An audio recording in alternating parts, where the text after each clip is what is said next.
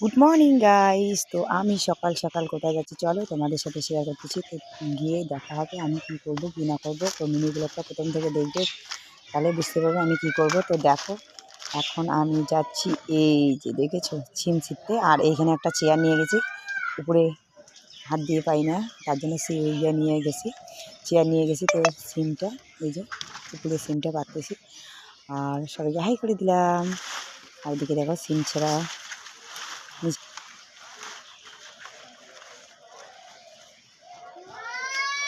তো নিচেরগুলো এখন ছিটতেছি। এই যে ছোটো ছোটো গঙ্গা ডিম সিম এগুলো, তো এগুলো আজকে ভাজা করব। তো এই জন্য ছিটতেছি। এই যে গাছের মধ্যে অনেকগুলো হয়েছে দেখেছো।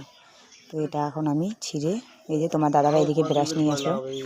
আর আমার সকাল সকাল স্নান টান করে রান্না করতে হয়, তো সিমগুলো সকাল সকাল স্নান না করে ছিললাম। তো দেখো কতগুলো হয়েছে, সবগুলো দেখাচ্ছি।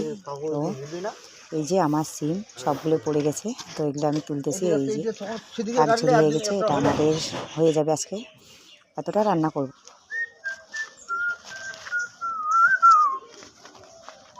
তো আর এদিকে দেখো পেঁপে ধরেছে, পেঁপে গাছে। আর সম্পূর্ণ জায়গাটাতে আমি সুপারি গাছ লাগিয়ে দিয়েছি। তো সুপারি গাছগুলো অনেক বড়ই হয়েছে, এখনও আর কি সেই রকম হয়নি।